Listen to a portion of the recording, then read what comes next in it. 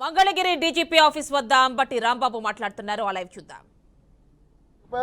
నేను ఇప్పుడే డీజీపీ గారిని కలిసినప్పుడు అన్నాను, నేను ఎన్నికల ముందు వచ్చాను, అసలు మెన్ డిస్ట్రిబ్యూట్ చేసేటప్పటికే నాకు టైం సరిపోయింది అన్నాడు. అంటే ఆయన పరిస్థితి ఏంటి చెప్పండి? డీజీపీ గారి పరిస్థితి మెన్ డిస్ట్రిబ్యూట్ చేయటంకే నా కాలం అంతా అయిపోయింది, ఇంకా నేను దృష్టి పెట్టలేకపోయాననేటువంటి పరిస్థితికి వచ్చిందంటే ఎన్నికల కమిషన్ మార్చినటువంటి అధికారుల వల్ల ప్రజాస్వామ్యానికి లాభం జరిగిందా నష్టం జరిగిందా ఆలోచించుకోవాల్సినటువంటి అవసరం ఉన్నది, రివ్యూ చేసుకోవాల్సినటువంటి అవసరం కూడా ఉన్నదని ఈ సందర్భంగా నేను చెప్పదలుచుకున్నా.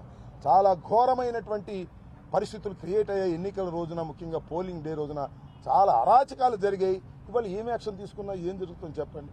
ఓట్లు అయిపోయాయి, బాక్సుల్లో ఓట్లు నిక్షిప్తమై ఉన్నాయి, ఓట్లు వేసేటప్పుడు దొంగ ఓట్లు వేసుకున్నారు, ఈవీఎంలు నొక్కున్నారు, ఈవీఎంలు పగలగొట్టే పరిస్థితి తీసుకొచ్చారు, లా అండ్ ఆర్డర్ ఫెయిల్ అయిపోయింది, పోలీసులు ప్రేక్షక పాత్ర వహించారు. దీనికి మూల్యం ఎవరు చెల్లించాలని అడుగుతా ఉన్న ప్రజాస్వామ్యాలు. ఇంత దారుణంగా వ్యవహరించారే, దీని మీద యాక్షన్ తీసుకోవాల్సినటువంటి అవసరం ఉన్నది. ఎన్నికల కమిషన్ కూడా మేము రిప్రజెంట్ చేయబోతున్నాం.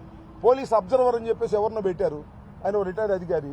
ఆయన ఏకపక్షంగా ఎక్కడో ఢిల్లీ నుంచి కబురు వస్తేనో, లేకపోతే పురంధరేశ్వర గారు చెప్తేనో, లేకపోతే చంద్రబాబు నాయుడు గారు చెప్తేనో ప్రవర్తించే విధిగా వారికి అందుబాటులో ఉంటున్నారు తప్ప ధర్మంగా చేసేటువంటి పరిస్థితి లేకపోవడం వల్లనే ఇలాంటి దారుణాలు జరిగాయనేది మా అభిప్రాయపడ్డాం. అదే విషయాల్ని డీజీపీ గారికి మేము ప్రజాస్వామ్య పద్ధతుల్లో వారికి వివరించాం. మళ్ళీ ఎలక్షన్ కమిషన్ కూడా కలిసి దీని మీద వివరిస్తాం. ఎన్నికలు అయిపోయిన తర్వాత కూడా హింస కొనసాగడం అనేది చాలా దారుణమైంది. This is the failure of the police department. Law and order total గా ఆంధ్ర రాష్ట్రంలో ఫెయిల్యూర్ ఉందని మేము భావిస్తున్నాం. ఏపీలో జరిగిన హింసాత్మక ఘటనలపై కేంద్ర ఎన్నికల సంఘం సీరియస్ అయింది, డీజీపీని సీఎస్ని ఢిల్లీకి పిలిచింది. అంటే దానికి అర్థం ఏంటి? మేము ఏదైతే ఆవేదన మీ ముందు చెబుతున్నామో ఆ ఆవేదనలో వాస్తవం ఉందని గ్రహించగలిగింది సెంట్రల్ ఎలక్షన్ కమిషన్ అని మీరు, నేను, చూసే ప్రేక్షకులు, ప్రజలు భావించాలని కోరుతున్నాను. ఏంటమ్మా? నియోజకవర్గాల వారీగా క్రమ పద్ధతి ప్రకారం దాడులు జరిగింది. పల్నాడు జిల్లాలో, అనంతపురం జిల్లాలో, గన్నవరం, కర్నూలు లాంటి చోట కూడా పర్టికులర్ గా టార్గెట్ చేసి దాడి చేశారు. మొత్తం దాడులు వెనక ఎవరి పాత్ర ఉంది, ఎవరు పరిగెట్టుకుని దాడులు చేశారు? దాడులు చేయటం వల్ల నేను ఒకటే ఇందాక డీజీపీ గారికి కూడా చెప్పాను. ఫర్ ఎగ్జాంపుల్ నేను ఉన్నాను, నాతో ఒక పోలీస్ ఆఫీసర్ కొల్యూడు అయిపోయాడు అనుకోండి, నాకు ఎంత కాన్ఫిడెన్స్ ఉంటుంది? ఒక హింస చేయడానికి ఎంత కాన్ఫిడెన్స్ ఉంటుంది? నన్ను శిక్షించవలసినటువంటి పోలీసు అధికారే నాతో కొల్యూడు అయిపోతే నేను నేరం చేయడానికి ఎంత ధైర్యం వస్తుంది నాకు? సేమ్ థింగ్ జరిగింది రాష్ట్రంలో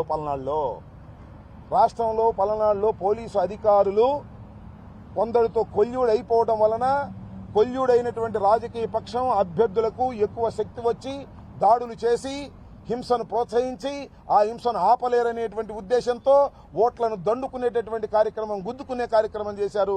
ఇది చాలా దారుణమైనటువంటి అంశంగా మేము భావిస్తున్నాం. సార్, వైసీపీ వాళ్ళు రాక్షసులుగా మారారు, మహిళలని కూడా చూడకుండా ఓటమి భయంతో దాడి చేశారు నారా లోకేష్. ఈ నారా లోకేష్ చాలా ఆరోపణలు చేస్తాడు. దాన్ని పక్కన పెట్టి వాళ్ళు మేమేం చెప్తున్నాం, నేను ఒక మాట మీ వాళ్ళు ఏం చెప్తున్నాం, ఇందాక మీరు చెప్పినట్టుగా లా అండ్ ఆర్డర్ ఫెయిల్ అయింది, హింస ప్రజ్వరిల్లింది. ఇదే విషయాన్ని election commission, central election commission కూడా గుర్తించింది. దానికి వారికి కూడా రిప్రజెంట్ చేస్తాం. చెప్పండి.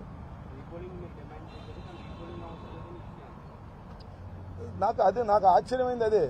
మేము రీపోలింగ్ అడిగాం, ఎన్ని అడిగాం? రాష్ట్ర మొత్తం నియోజకవర్గం అన్నీ అడగల.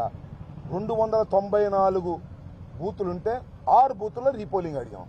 ఆయన ఏం చెప్పారంటే పోలింగ్ ఆఫీసర్ దానిలో ఎక్కడా కూడా రీపోలింగ్ కావాలని అడగలేదు అన్నారు, ఎక్కడా ఏజెంట్లు చెప్పలేదు అన్నారు. భయభ్రాంతులకైనటువంటి పోలింగ్ ఆఫీసరు రాస్తాడా? లేదా కొయ్యుడై ఉండొచ్చు కదా.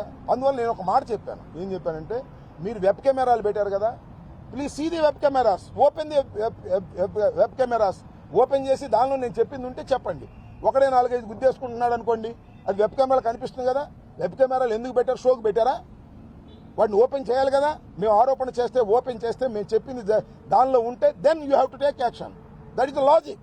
ఆ లాజిక్ను కూడా ఎలక్షన్ కమిషన్ కాదంటే ప్రజాస్వామ్యానికి ప్రమాదం ఏర్పడినట్టుగా మేము భావించవలసి ఉంటుందని ఈ సందర్భంగా తెలియపరుస్తున్నాం.